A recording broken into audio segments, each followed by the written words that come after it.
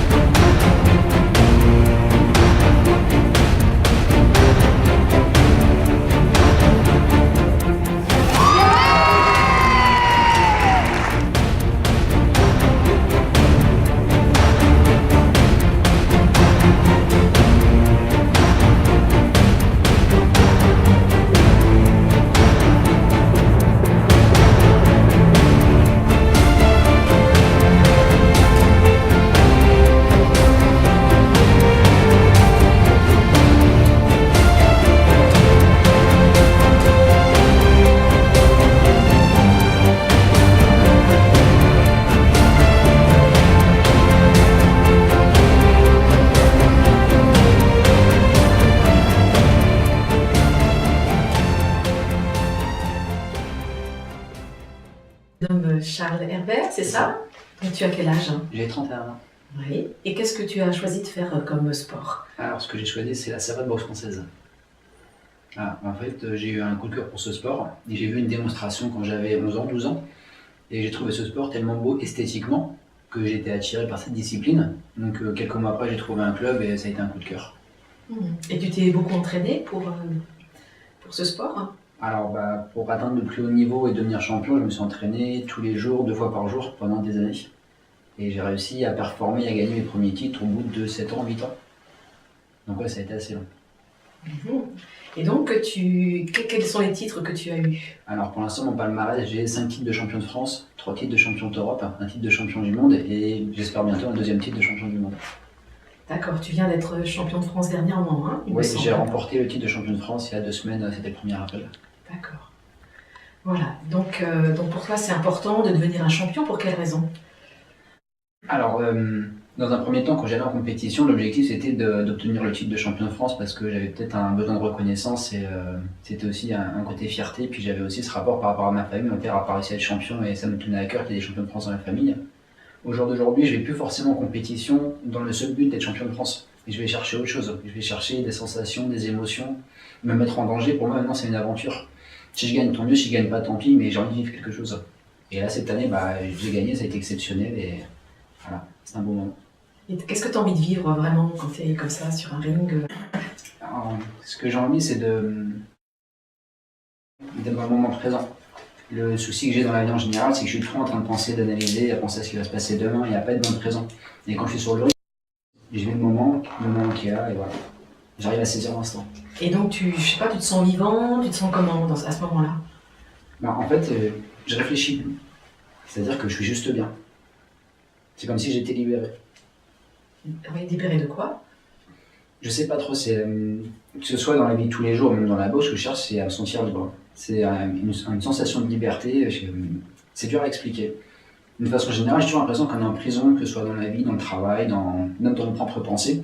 Et il n'y a qu'en boxant que j'arrive vraiment à être libre et à me libérer des pensées, de la vie de tous les jours et de ce qui se passe autour de moi. Donc tu te révèles, quoi. C'est ça. Ouais. Donc c'est pour ça que tu as la lumière dans les yeux et que tu es tout heureux là aujourd'hui? C'est ça, c'est vrai. Donc d'accord. Donc en fait, pour devenir un champion, parfois il y a quelques désagréments, je pense. Donc ça t'est arrivé en 2014 et 2016, où là tu voulais devenir à nouveau champion du monde, et il s'est passé quoi exactement? Alors le championnat de 2014, déjà j'étais sur le retour, c'est-à-dire que j'ai pas boxé en 2013. J'ai eu des petits soucis avec les clubs où j'étais, donc j'ai passé une année sans aller en compétition. L'année suivante, ça a été compliqué déjà de retrouver mon meilleur niveau. Et arrivé en compétition, il y a eu des décisions arbitrales que j'ai pas comprises. Je suis déclaré perdant alors que tout le monde pensait que j'avais gagné. Donc derrière, j'ai pas accès à la finale, donc je peux pas être champion de France ni aller au championnat du monde. Et en 2016, j'ai eu un accident 3 semaines avant les championnats de France. Et j'y suis allé. Voilà, qu'est-ce que tu as tiré comme leçon justement de ça? J'ai changé de métier déjà.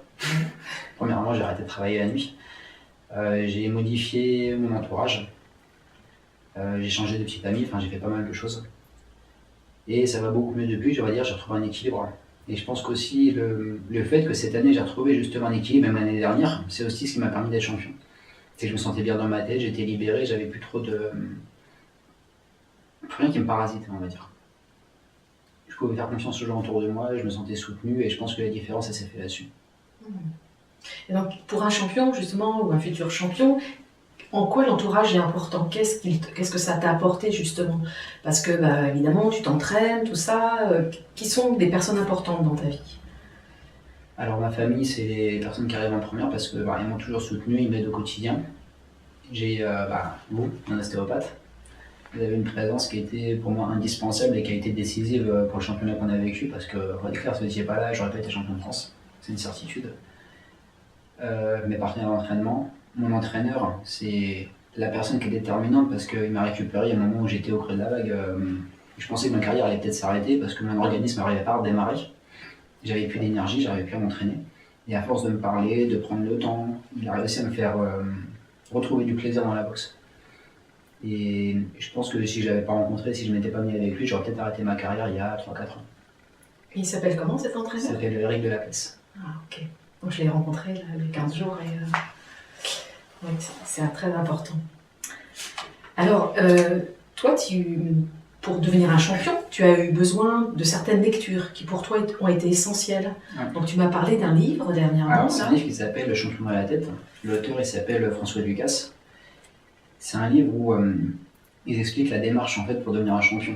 D'où ça vient, par où il faut passer et ce qu'il faut accepter pour devenir champion.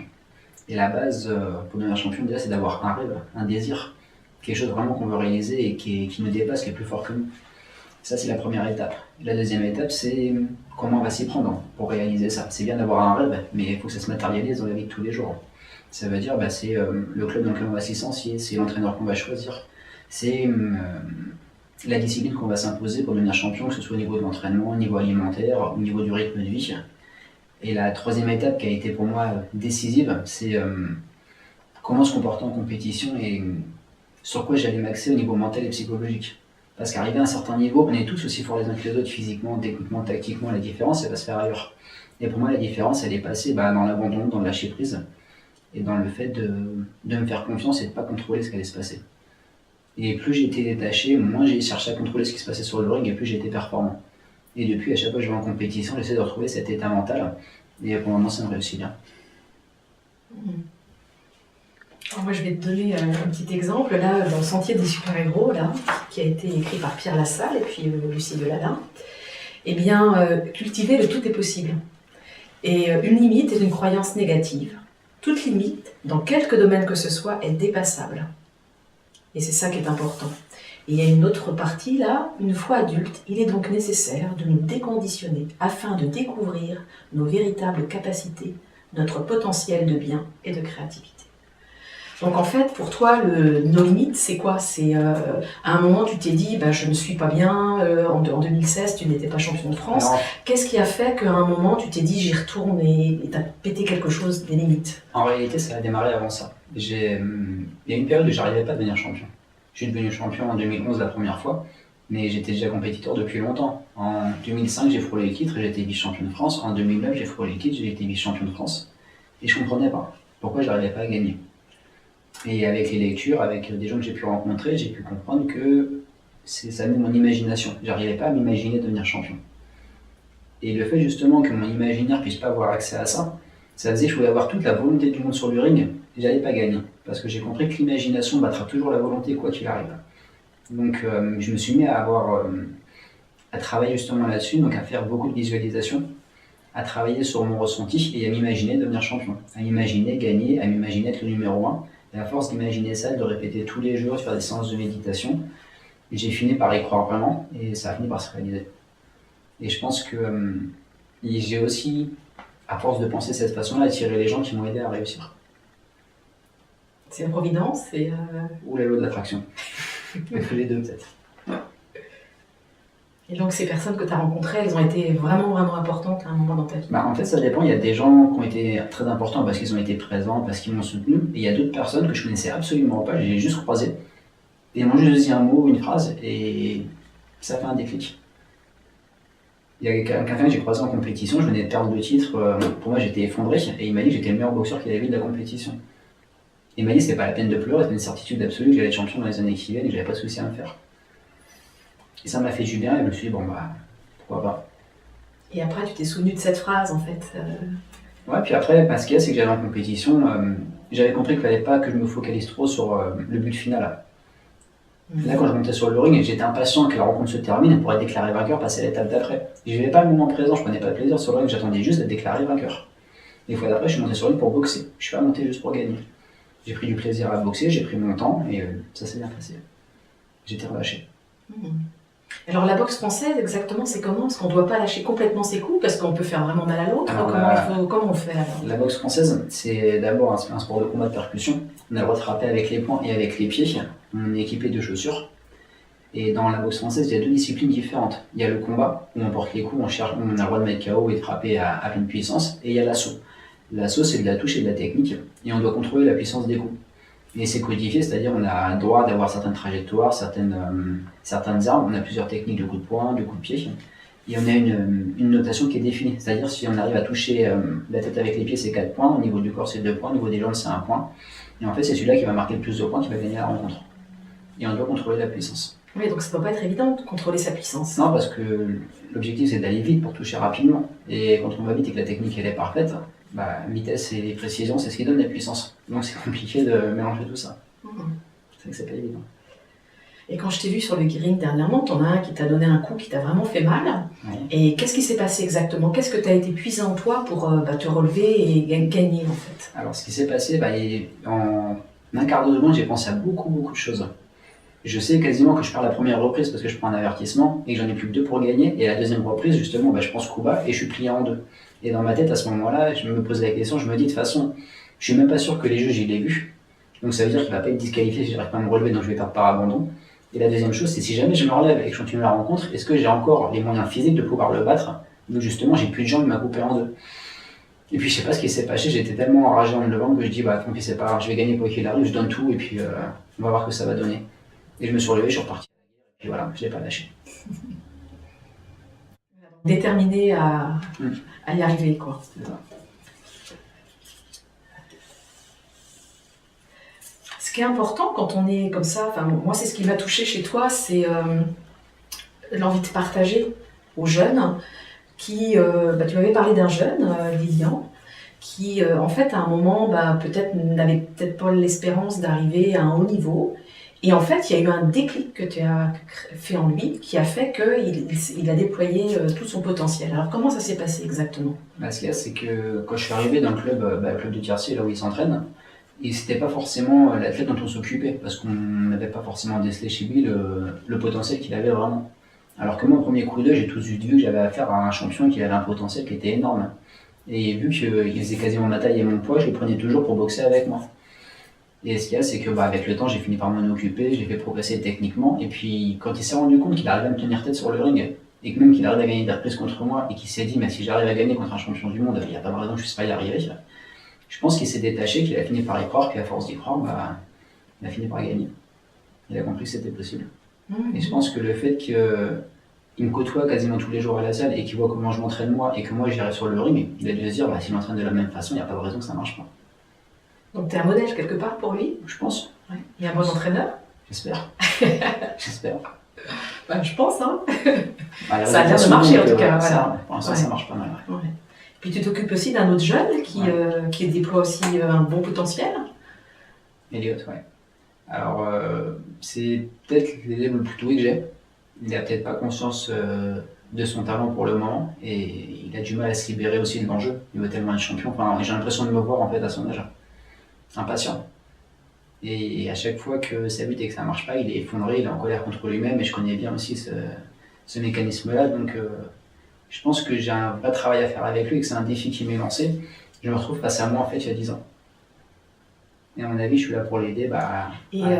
Toi, dans la vie de tous les jours, justement, à quoi ça te sert d'avoir fait autant de sport, d'être autant déterminé? À quoi ça va te servir dans la vie de demain? Alors en fait, déjà, je compte en faire mon métier. Pendant longtemps, je cherchais en fait des métiers qui me permettaient de pouvoir m'entraîner à côté. Donc des travaux qui ne me prenaient pas trop de temps, où j'avais pas trop à m'investir, et je pouvais m'entraîner à côté. Et justement, grâce à mon entraîneur, il m'a ouvert les yeux là-dessus. Il m'a dit, mais dans ce cas-là, pourquoi t'en fais pas ton métier? Et c'est vrai que je me suis dit, pourquoi j'ai pas pensé avant?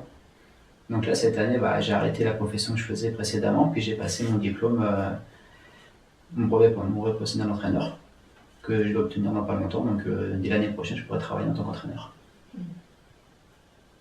Et tu veux vraiment leur faire passer quoi à tous ces jeunes-là? Déjà, la première chose, c'est de leur montrer à quel point ce sport il est beau. C'est quelque chose qui me tient à cœur parce que bon, c'est un sport qui n'est pas médiatisé et qui est dans le monde des autres disciplines. Donc je veux montrer la beauté de ce sport. Et ce sport il est vraiment très important pour moi parce qu'au-delà de la discipline en elle-même, du sport, de la gestuelle, de l'esthétique, de l'efficacité, c'est une discipline qui est éducative et à mon sens, c'est aussi une école de vie.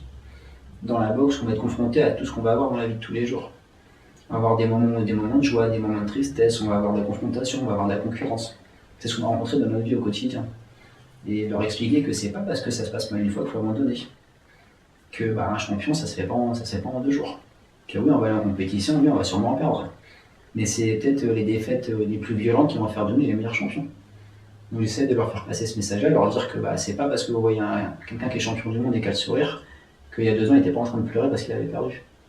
Donc leur faire comprendre que faut jamais abandonner, faut jamais lâcher. Il faut avoir confiance. C'est un beau message pour les jeunes. Voilà, est-ce que tu aurais envie de nous dire encore quelque chose qui pour toi est essentiel? Moi, ce que je sais, c'est que quand j'étais juste boxeur et j'étais talentueux, mais je manquais d'intelligence dans ma préparation et dans ma façon de voir les choses. Quand je suis devenu entraîneur et que j'ai dû préparer mes boxeurs, je me suis rendu compte que je devais réfléchir pour eux, pour qu'ils arrivent à gagner tactiquement sur le ring. Et quand je me suis rendu compte que je devais faire ça pour eux, je me suis posé la question pourquoi je ne le fais pas pour moi? Pourquoi j'attends que ce soit quelqu'un qui le fasse pour moi? Et je pense que c'est à ce moment-là que j'ai vraiment pris les choses en main et je me suis dit que autant que je fasse tout moi-même. J'ai pris mon entraîneur parce qu'il a une très grosse importance mentale. Et sa présence suffit, j'ai pas besoin qu'il me parle. Et voilà. Je pense que je suis devenu meilleur en bon entraîneur. Voilà. Et sinon, tu t'entraînes dans quel club? Alors, c'est un petit peu particulier, je suis licencié en Bretagne, parce que c'est un de mes anciens entraîneurs de la région parisienne qui est là-bas, et j'ai une confiance absolue en lui, et je voulais que ce soit lui qui soit dans mon coin. Donc je me suis licencié dans son club. J'essaie d'y aller tous les mois pour qu'on puisse mettre en place un travail tactique, et qu'il puisse m'évaluer, voir où j'en suis tout au long de la saison. Et le reste du temps, je suis entraîneur au club de tiercé. Donc je m'entraîne aussi entre 3 et 5 fois par semaine où je prépare les compétiteurs. Le club de tiercé, c'est au Mans, ça? Alors c'est en Maine-et-Loire, c'est à côté de la ville de Blanchet. D'accord. Voilà, j'entraîne et je m'entraîne aussi là-bas. Et ce qui m'étonne chez toi, c'est que quand tu as quitté la région parisienne, tu as choisi de t'entraîner beaucoup tout seul. Bon d'accord, tu allais dans les salles d'entraînement, mais comment tu as fait pour arriver à ce niveau-là alors que tu étais tout seul? Et en plus, au départ, tu ne te faisais pas tellement soigner. Enfin, comment tu as fait? En gros, j'ai beaucoup réfléchi aux qualités que j'avais déjà naturelles. J'étais quelqu'un de rapide, explosif. Et j'ai aussi analysé mes défauts, j'ai vu que je manquais de conditions physiques. Et en fait, à force d'analyser ma boxe et de me poser des questions là-dessus, j'ai mis en place un entraînement qui me correspondait à 100%. C'est-à-dire j'ai pris tous mes défauts et toutes mes qualités, et j'ai réussi à gommer tous mes défauts et toutes mes qualités, j'ai réussi à les sublimer. Et j'ai compris que j'avais pas forcément besoin de grand monde pour y arriver. Que j'avais besoin de beaucoup de matériel, il fallait juste être créatif et il fallait que je trouve ma méthode. Et pendant des années, j'essayais de copier la méthode des autres, mais ça marchait pas. J'ai inventé la mienne. C'est tout. C'est extra. Écoute, je te remercie beaucoup. Voilà, c'était un plaisir. Voilà, parce que vraiment c'était un grand moment. Eh bien, écoute, les prochains championnats du monde, c'est en Bulgarie. Ce sera vers le 18 octobre en Bulgarie. D'accord. Avec donc ton entraîneur, Eric. Alors, il y aura mon entraîneur qui sera présent. Après, il ne pourra pas me coacher ni être trop près de moi parce que là, je vais être sous la coupe de l'équipe de France. Donc, c'est les entraîneurs de l'équipe de France qui seront responsables de nous, qui sont dans notre coin. Mais bien sûr, il aura sa présence, il sera important. Et vous, j'espère. Merci. Bon, écoute, bonne continuation à toi. Merci beaucoup.